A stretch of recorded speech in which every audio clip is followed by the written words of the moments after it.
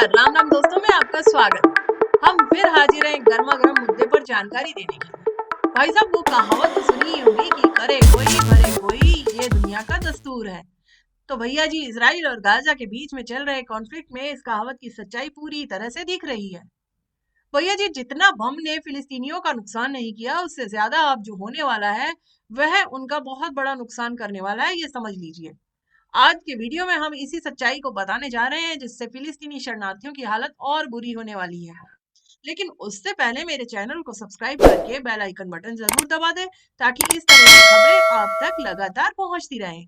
तो हालिया खबर है कि यूएन की एक एजेंसी के ऊपर इसराइल ने आरोप लगाया है कि उस एजेंसी ने हमास लड़ाकों के साथ मिलकर इजरायली हमला करवाया था। भैया जी, हम तो ये जानकर चौंक गए, क्योंकि अभी तक तो हम यूनाइटेड नेशंस को दुनिया भर के कल्याणकारी संगठनों से जुड़ा हुआ सुनते आए हैं। इसमें यूएनएससी, यूनिसेफ, यूएनएचसी तो है ही, इन्हीं के साथ एक एजेंसी है जिसका नाम है यूएनआरडब्ल्यूए। तो भाई साहब, इस यूएनआरडब्ल्यूए नाम की एजेंसी को इसराइल गाजा कॉन्फ्लिक्ट के लिए जिम्मेदार बताया गया है, और आग में घी डालने का काम करते हुए बहुत सारे देशों से यूएनआरडब्ल्यूए की जो फंडिंग आ रही थी वह रोक दी गई है।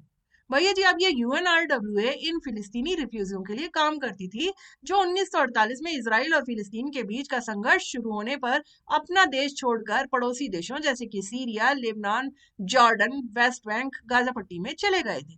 तो भाई साहब, अब इन शरणार्थियों के लिए यूएनआरडब्ल्यूए इन सभी क्षेत्रों में 706 स्कूल चलाती है, स्वास्थ्य सेवाओं के लिए 140 हॉस्पिटल चलाती है, साथ ही साथ वुमेन कम्युनिटी सेंटर चलाती है। तो भैया जी, इससे लगभग 60 लाख शरणार्थी कनेक्टेड हैं, जिनके health, education, women health care की यह सारी जिम्मेदारी यूएनआरडब्ल्यूए संभालती है। और अब इस सब के लिए जो स्टाफ है, उसके लिए पैसा कई देशों की फंडिंग से आता है।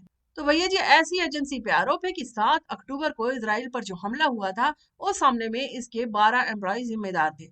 26 जनवरी 2024 को इसराइल ने बताया था कि उसने एक प्रॉपर डॉक्यूमेंट यूएन की इस एजेंसी को सौंपा है, और उसमें बताया है कि आपके 12 एम्प्लॉय इस पूरे काम में इन्वॉल्व थे।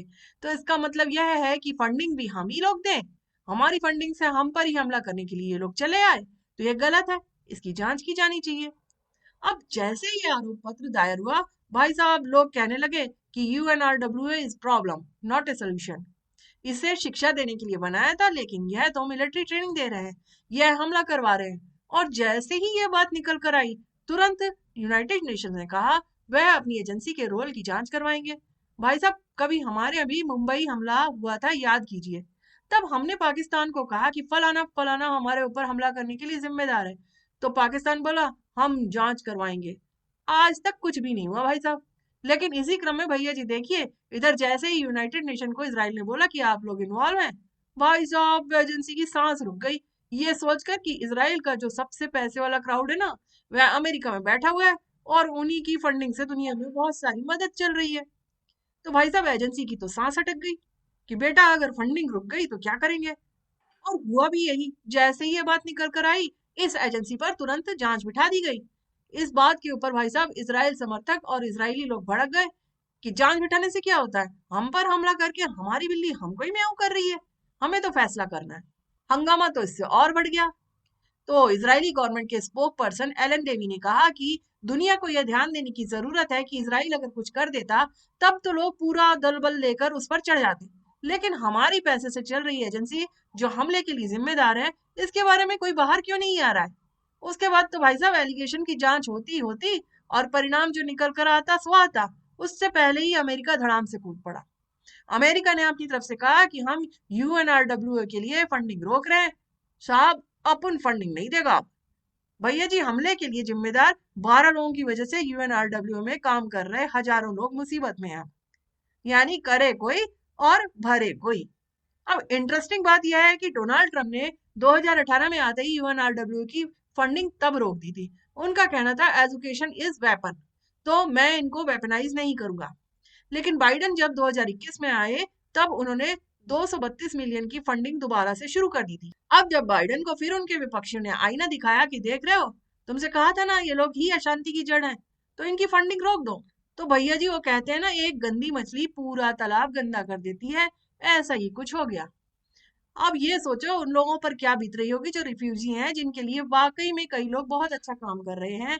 उनके साथ क्या हुआ होगा। अमेरिका की फंडिंग रोकते ही उसके पिछलग्गू नाटो मेंबर्स कंट्रीज ने भी कहा कि हम भी रोकते हैं साहब, हम भी नहीं देंगे। US, Germany, Switzerland, Canada, Netherland, England और इटली, ऑस्ट्रिया, फिनलैंड ने अपने द्वारा दी जा रही फंडिंग रोक दी। तो इस एजेंसी को इन लोगों से मिलने वाली 1-1.5 बिलियन की सालाना मदद रुक गई है। बाकी इसके अलावा फिर सऊदी अरब, तुर्की, कुवैत, कतर बहुत छोटी छोटी फंडिंग देने वाले देश हैं। अब यह विचारणीय है कि यह फंडिंग रुकने से 5.9 मिलियन वाले लोगों के लिए एजुकेशन, हेल्थ फैसिलिटी या फिर अन्य सुविधाएं वह पूरी तरह से बाधित हो जाएंगी। इसराइल ने अपनी बात को जोरदार तरीके से सामने रखने के लिए उन फोटोज को भी सार्वजनिक किया है जिनमें हमास के लड़ाके यूएन एजेंसी के वेपन्स में बैठकर एजेंसी के द्वारा बनाए गए लॉजिस्टिक बेस से उनको राशन पानी देते दिखाई दे रहे हैं। इससे मार्केट में यह माहौल बन गया भैया जी कि यूएन की एजेंसी ने इसराइल पर हमला करने के लिए हमास को समर्थन दिया। इसी क्रम में हमास का एक नेता याना सिनवार भी यूएनआरडब्ल्यूए के ऑफिशियल से मिलता हुआ दिखाई दिया, जिससे लोगों ने सोशल मीडिया पर यह कहना शुरू कर दिया कि यूएनआरडब्ल्यूए ही हमास है। इसराइल का तो यहाँ तक कहना है कि केवल 12 ही नहीं, 1200 लोग ऐसे हैं, यानी कि लगभग 10% स्टाफ यूएनआरडब्ल्यूए का ऐसा है जो इसराइल पर हमले के लिए जिम्मेदार है। मतलब इनका एलिगेशन अब एक लेवल और ऊपर चला गया है। इसलिए इसराइल चाहता है कि यूएनआरडब्ल्यूए को बंद ही कर दिया जाए। तो आप विचार कीजिए कि अगर यह एजेंसी बंद हो गई तो संभव है कि यूएनआरडब्ल्यूए का अस्तित्व ही संकट में आ जाए। अब भाई साहब मात्र 12 लोगों के कारण लाखों लोगों की दुर्गति हो, यह ठीक है या नहीं? आप भी इस पर जरूर अपना कमेंट कीजिएगा और हमें कमेंट बॉक्स में जरूर बताइएगा कि करे कोई और भरे कोई, यह कहाँ का दस्तूर है। तो चलती हूँ, अगले बार फिर इसी तरह का वीडियो लेकर आपके सामने हाजिर होती हूँ। तब तक के लिए राम राम।